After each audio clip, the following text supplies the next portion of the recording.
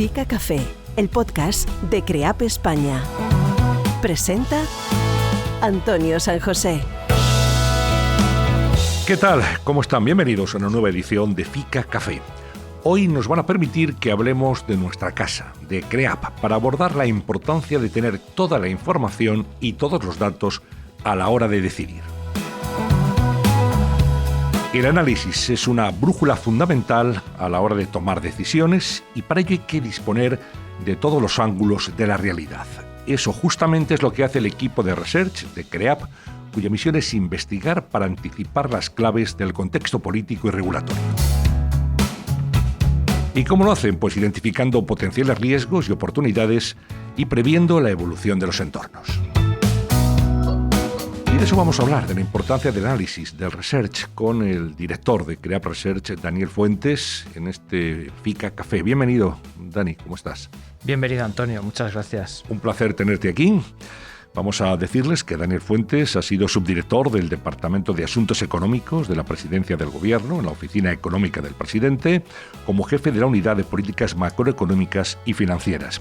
Y asumió posteriormente la Dirección General de Información Económica en la Secretaría de Estado para la Información.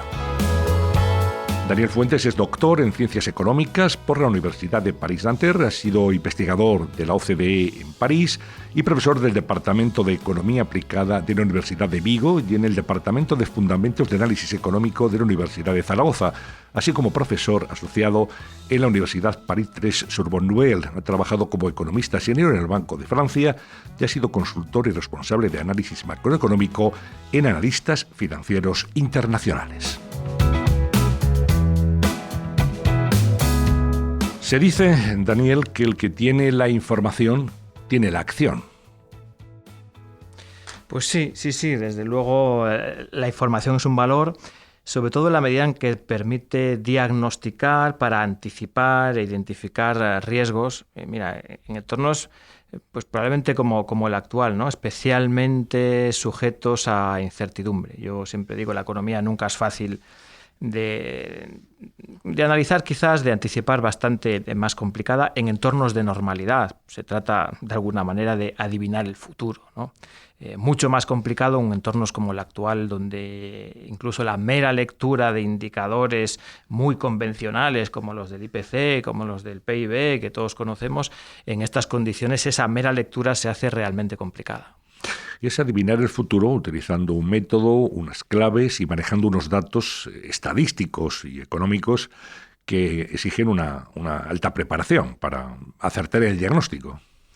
Pues sí, mira, hace falta desde luego una buena formación, eso es lo primero. Pero una buena formación que yo creo que tiene que tener fundamentalmente un pilar académico, yo en eso soy un neto defensor.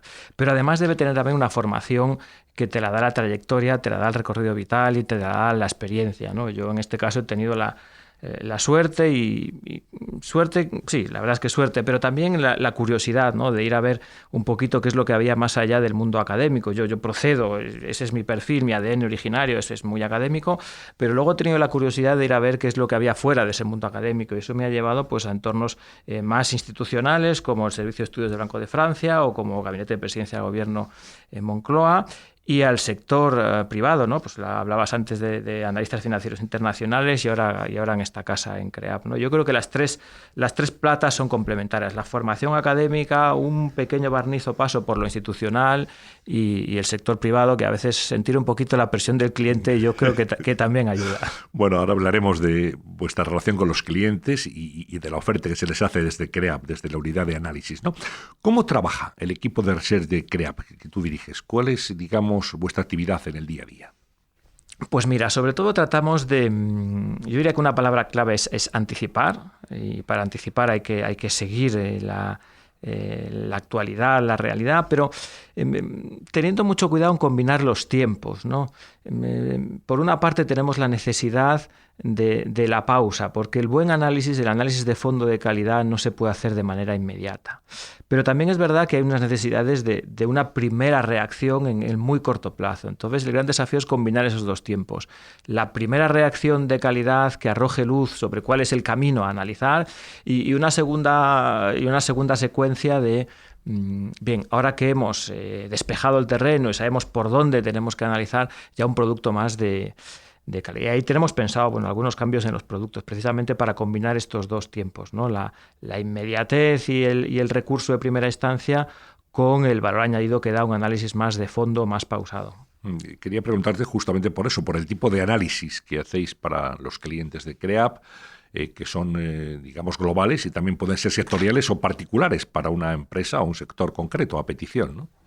Exactamente. Hacemos, vamos a decir, primero una especie de seguimiento más convencional que tiene una periodicidad trimestral en la que identificamos unos temas de principales tendencias. Ese informe lo distribuimos entre nuestros clientes. El valor es identificar cuáles son los temas que están o van a ser, y yo creo que en esta nueva etapa del departamento sí tenemos intención de ser un poquito más prospectivos, de mirar hacia lo que viene. Y asumir el riesgo que eso supone, ¿no? Pues de hacer una pequeña recomendación, una pequeña valoración a futuro e ir más allá de lo que es el diagnóstico del momento. Pero además de esta cadencia trimestral tenemos la intención de acompañar, de hacer vivir ese análisis trimestral en tiempo real, ¿no? Y para ello pues estamos pensando en nuevos productos más digitales, más frescos, más reactivos, que permitan pues eso, primeras valoraciones muy, muy cualitativas para dejar un poco más lo cuantitativo para el papel, ¿no? O para este segundo tempo más de cadencia mensual o trimestral, ¿no? Queremos también calendarizar hacia futuro un poquito lo que intuimos que viene, no solo identificar tendencias, sino tratar de ponerle fechas, ¿no? Cuando no puede ser una fecha concreta, pues por lo menos un periodo, un poquito con esa misión, ¿no? de arrojar luz sobre el terreno que viene. Y estamos ya trabajando en utilizar nuevas metodologías, más allá de, en mi caso, por supuesto, todo lo que es el análisis macroeconómico más ortodoxo, más convencional, pero herramientas nuevas pues de seguimiento de conversación en redes y de Big Data, y que abran la puerta, pues eso, no solo a un seguimiento propio del área de research, sino a ofrecer a nuestros clientes pues otros productos que a través del research puedan identificar como necesarios. Digamos que lo que obtiene un cliente que recibe esta información, podríamos decir que es una especie de brújula, ¿no? Que le sirve a la hora de tomar decisiones, una vez que tiene los datos de por dónde puede transcurrir el futuro y cuáles son los riesgos también, que es algo que identificáis en tu equipo. Exactamente. Yo creo que la palabra brújula o la metáfora es una buena idea. De hecho, bueno, no sé si podemos avanzarlo o no, pero habrá alguna sorpresa, alguna novedad en este sentido. ¿Alguna brújula? No sé si brújula o barómetro o termómetro, estamos trabajando en ello, ¿no? Que sea algo periódico en el que efectivamente podamos no solo valorar cualitativamente, sino cuantificar pues un balance de riesgos de los temas que hayamos identificado y saber, bueno, qué pasa con, pues, digamos, con Cataluña, qué pasa con la inflación que ahora me preocupa, qué pasa con la orientación de las normas fiscales en Europa, qué pasa con los sectores regulados, qué pasa con el calendario normativo previsional que podemos anticipar de actividad parlamentaria, un poquito estas cosas, y tratando, ya digo, no solo de dar un valor cualitativo, sino, bueno, haremos un pequeño esfuerzo de poner números a algunas de estas cosas, ¿no? Tenemos también ya en el horno, casi listo para salir, un acuerdo con una consultora internacional de macroeconomía, que es Oxford Economics, que nos va a proveer de esa materia prima de seguimiento de datos de más alta frecuencia, de mucha calidad, con una cobertura focalizada en España y zona euro, pero mundial, para, bueno, tratar de que nuestro servicio de research, de análisis, pues crezca en un ámbito que yo creo que es complementario pues, a los grandes temas de riesgos geopolíticos, regulatorios, estratégicos, tener una buena unidad de inteligencia económica que beba también de los datos. Acabas de decir algo que a mí me interesa mucho como periodista, ¿no? La información de calidad. Los profesionales de la información pues estamos realmente muy preocupados por el auge de las fake news y por el hecho de que ese bombardeo constante de información que llega por muchos medios a veces no está suficientemente contrastado, no es una información de calidad, a veces es una información bien por desconocimiento o bien por un interés, digamos, de corte pues más o menos espurio, pero lo cierto es que bueno, hay noticias falsas, hay bulos que están rodando en todo el mundo, ¿no? ¿Cómo se combate eso? Con la información de calidad, con análisis bien realizado, con un producto que los lectores, los oyentes, los espectadores sepan identificar como de calidad, como bueno, ¿no? Curiosamente, decimos siempre que cuando hay una inundación en algún lugar, lo primero que falta, Daniel, es el agua potable. Y ante esa avalancha, ese halo de información, el hecho de que la fiabilidad y la calidad estén presentes, me parece que son dos parámetros absolutamente fundamentales. Sí, sin duda, distinguir el ruido de lo que es información. Mira, yo aquí, y no soy periodista, pero bueno, algo he trabajado con medios y con información. Yo en un primer momento, hace ya unos años, era muy defensor de lo que se llaman los fact-checkers, ¿no? Pues instituciones independientes que tratan de verificar si un bulo es un bulo o no es un bulo, que hay de cierto o deja de haberlo, ¿no? A veces pienso, desde luego es un trabajo admirable, pero a veces pienso que es un poco como una carrera loca en la que es muy difícil atrapar al mentiroso, porque siempre el mentiroso es creativo, ¿no? Y entonces me pregunto si la solución desde sitios como nuestro, como la unidad de análisis o research de CREAP, si una respuesta puede ser el silencio, y matizo, que nuestro cliente sepa que mientras no le decimos nada de ese tema, es que no hay que preocuparse. Por lo tanto, olvídate de todo ese ruido. Si hay algo, ya te diremos, sí, ahora te tienes que preocupar. O tranquilo, que no es como lo están contando. Quiere decir que el silencio a veces puede ser una buena herramienta para no entrar en esta espiral ruido, absoluta, sí. Loca del ruido, de no, si yo lo que quiero es apagar el ruido, sí, pero indirectamente a veces sin quererlo puedes estar contribuyendo a generar más ruido porque el ruido tapa ruido.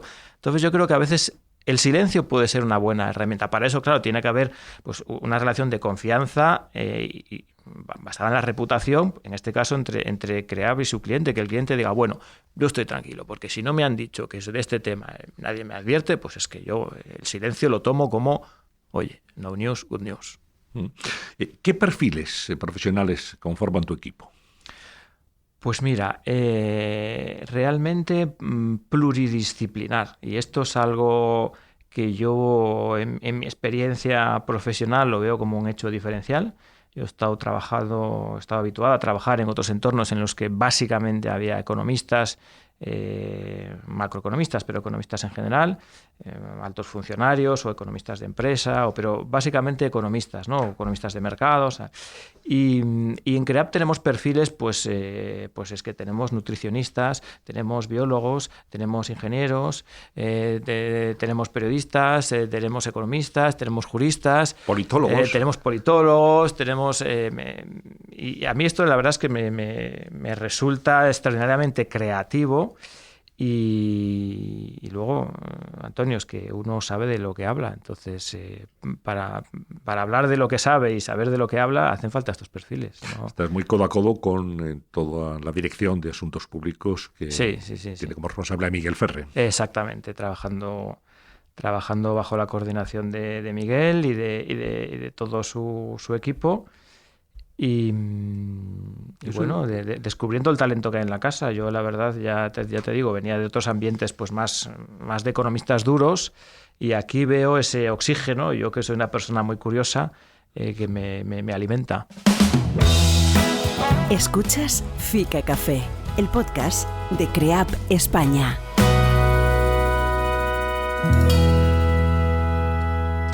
Bueno, vamos a hablar de cómo está la situación en este momento en la economía internacional y en la economía nacional también, ¿no? Con datos preocupantes. Digamos que salimos globalmente de una crisis provocada por la pandemia de la COVID-19, y cuando ya se anunciaba la recuperación nos encontramos con algunos datos inquietantes. Ahora iremos pormenorizándolos, pero hablamos de la inflación. En España un 5,5%. Estamos hablando del mayor dato de inflación en los últimos 29 años.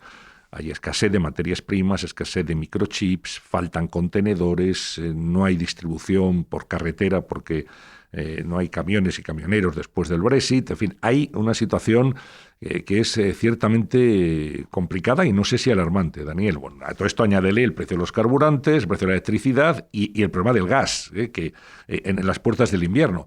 Por tanto, todo esto no sé qué nos tiene que hacer pensar. Bueno, yo creo que sí. O sea, la situación, el entorno económico se está tensionando, eso es evidente.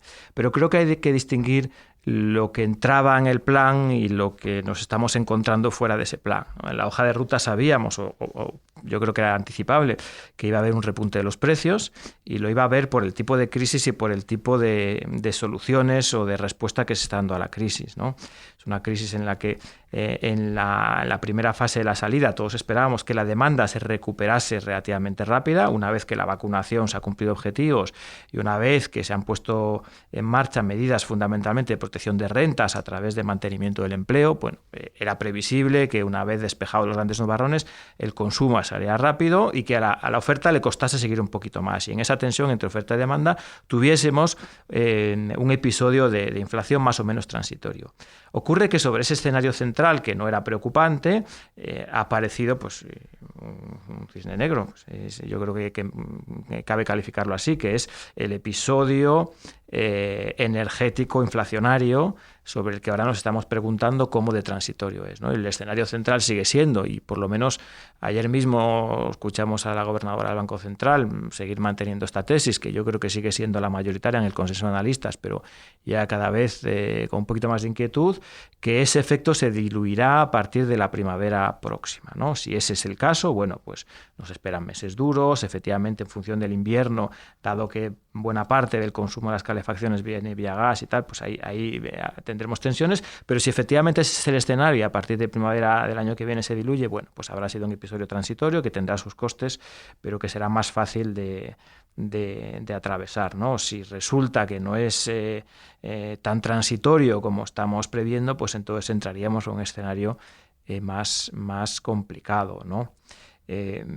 Hoy mismo, esta mañana, hemos conocido los datos de crecimiento, los datos de contabilidad nacional del tercer trimestre, en el que yo creo que el consenso de analistas esperaba que hubiera una pequeña corrección al alza con respecto a los datos que ya conocimos del segundo trimestre, que fueron claramente decepcionantes, en los que había cierta controversia metodológica sobre cómo interpretar esos datos. Y bueno, el resultado es que los datos del tercer trimestre no vienen a satisfacer las expectativas que teníamos.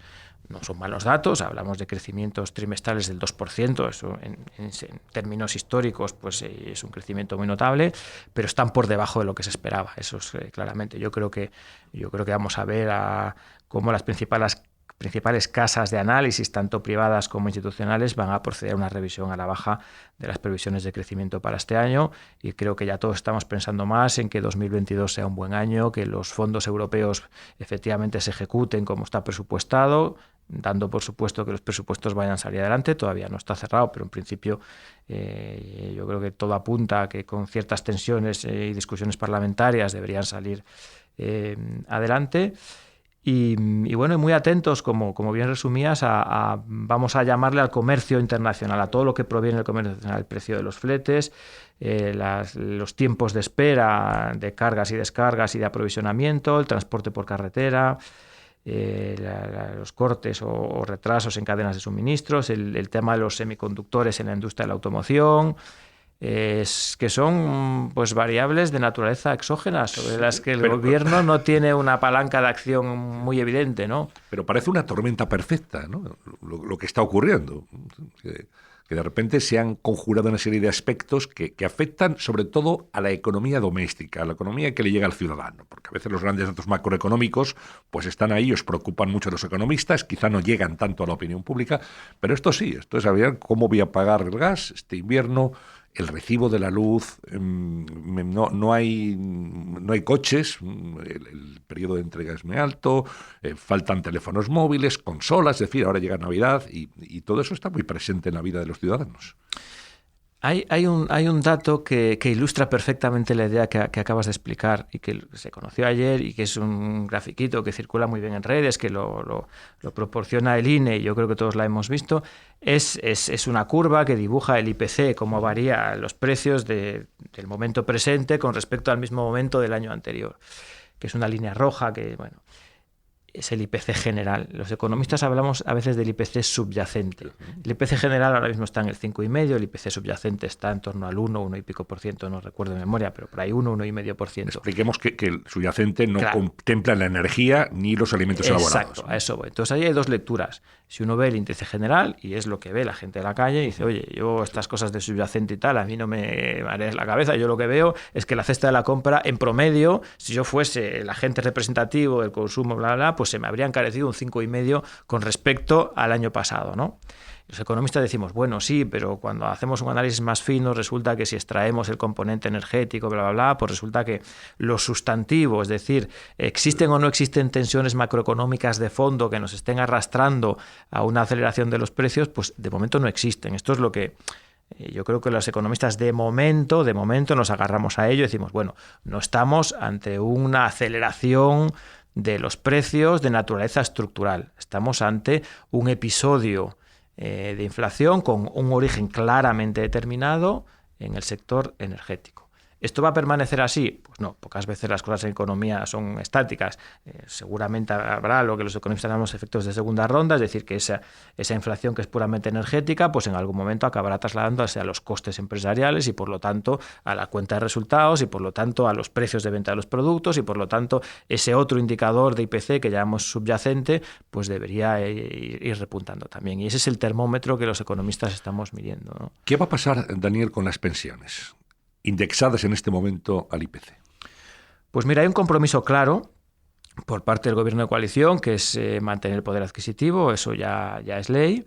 Y hay otro compromiso todavía no concretado con Bruselas de completar esa primera parte, llamemos de reforma, con un factor de equidad intergeneracional. En su momento otros gobiernos lo llamaron factor de sostenibilidad. Bueno, más allá de los eufemismos o la venta del producto, pues efectivamente está la cuestión de cómo hacemos sostenible un sistema de pensiones que tiene unos compromisos de gastos crecientes que son fácilmente anticipables y que tiene unos flujos de ingresos que no permiten satisfacer esos compromisos de gasto. Ese es el problema de fondo, ¿no?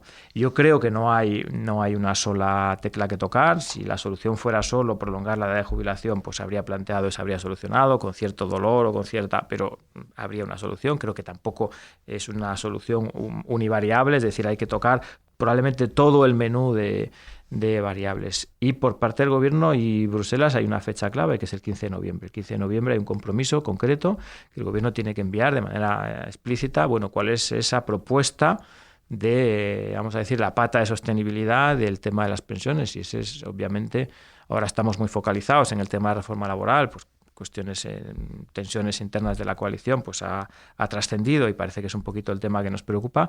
Yo creo que es más preocupante el de las pensiones desde un punto de vista técnico, ¿no? Creo que hay margen de entendimiento en el tema laboral, es complicado porque bueno, los intereses de la patronal no son los mismos que los sindicatos. Bruselas también tiene su visión. Dentro del gobierno, pues obviamente esto no se puede negar, hay dos visiones que no son las mismas. Pero creo que hay terreno de entendimiento, ¿no? Desde un punto de vista técnico, el tema de las pensiones, que ahora mismo parece que está más en segundo plano, con esta idea que estábamos hablando antes, ¿no?, de anticiparle a nuestros clientes, pues yo anticipo que habrá tensión en las próximas semanas con el tema de las pensiones. Y anticipando, si nos situamos en la mente de Christine Lagarde, ¿qué crees que puede hacer ante la situación económica europea el BCE, el Banco Central Europeo? A ver, ayer... Con los tipos de interés. De momento se mantienen. De momento se mantienen. ¿Pero qué va a pasar en el futuro? Ayer hubo reunión del Consejo de Gobierno relativa a políticas monetarias del Banco Central Europeo. Se mantiene, no ha habido ninguna variación, ni siquiera en el tono. Yo creo que es un escenario de business as usual.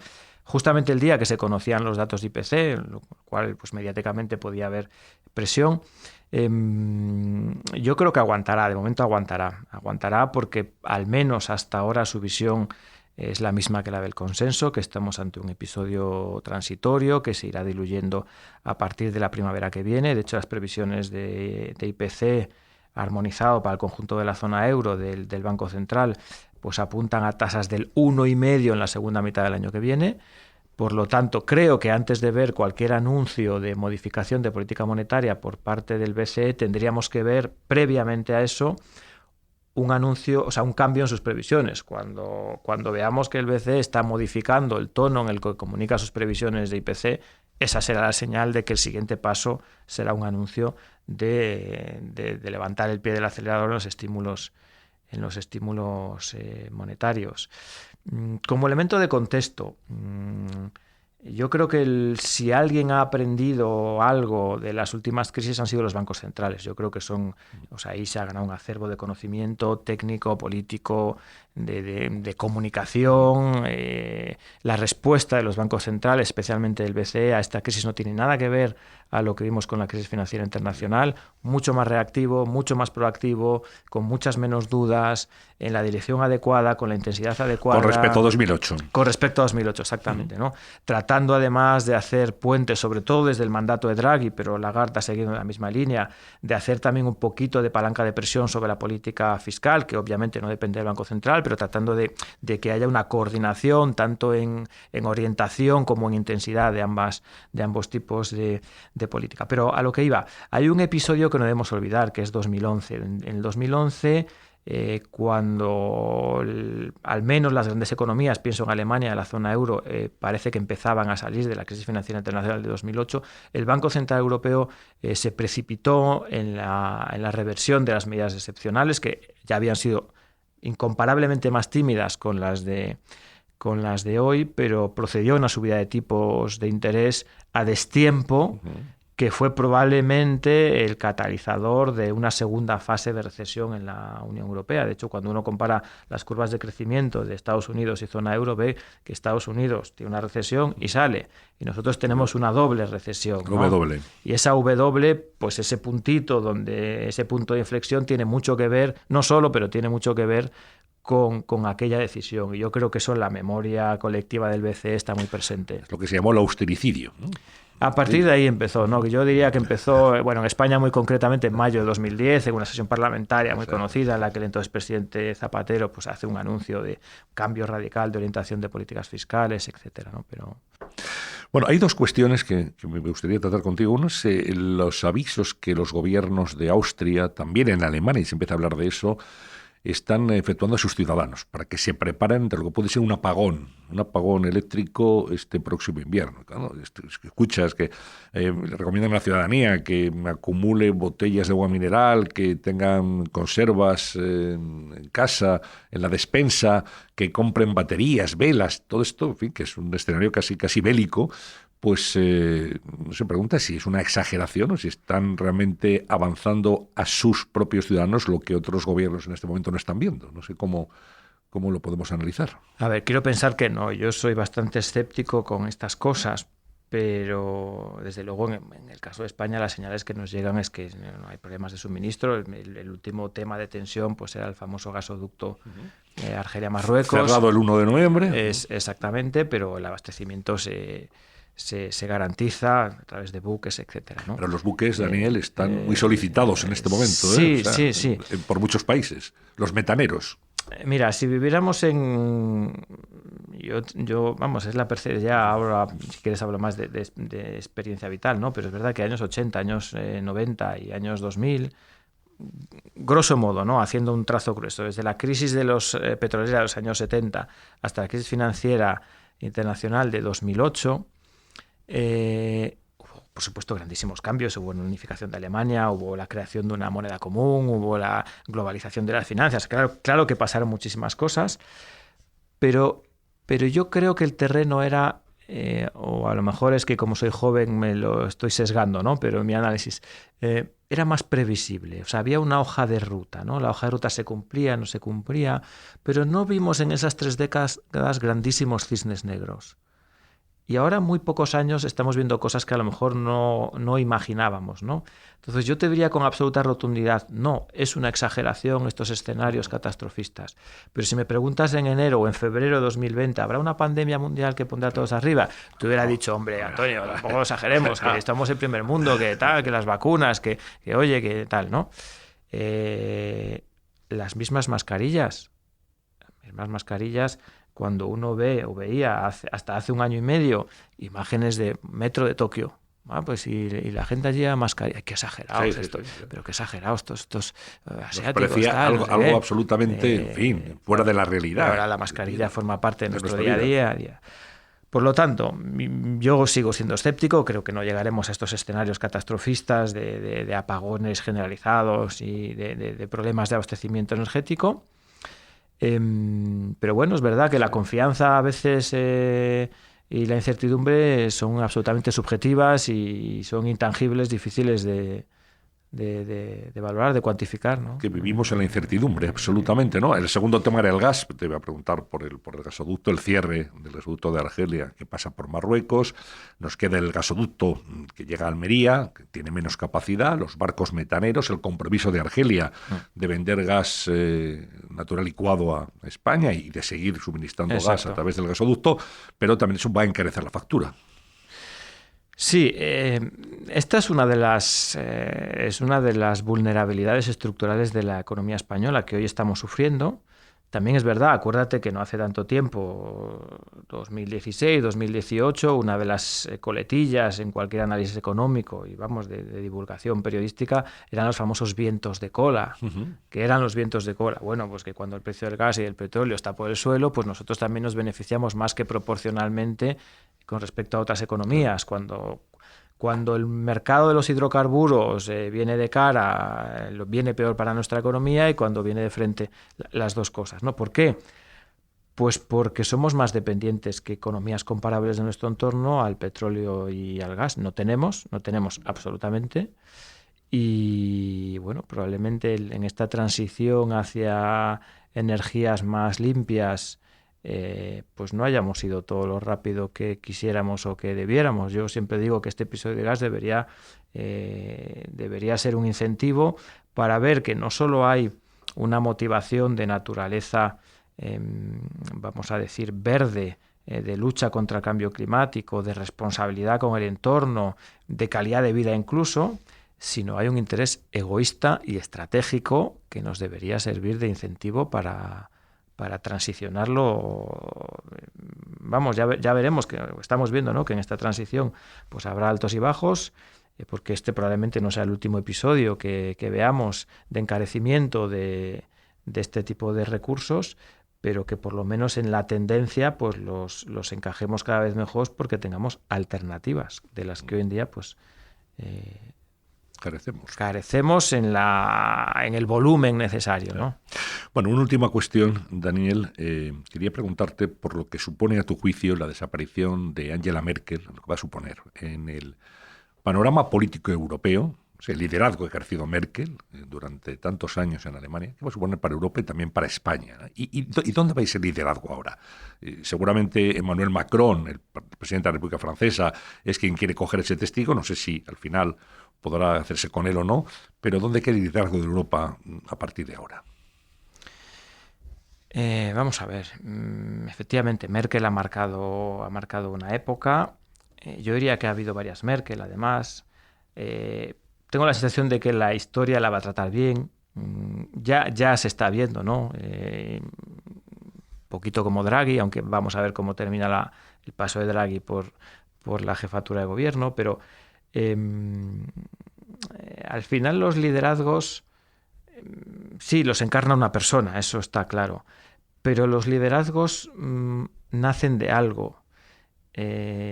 Yo recuerdo, tú lo recordarás mejor, pero hubo un tiempo en que España estaba de moda en Europa. España era un país de referencia en Europa. España era el ejemplo de una Europa que decía sabemos hacer las cosas bien, sabemos construir, sabemos integrar, y un país que hace 10 años vivía en una dictadura, fijaos dónde está 10 años después. Yo siempre digo, comparad las imágenes del Campeonato del Mundo de Fútbol de 1982 con los Juegos Olímpicos de 1992.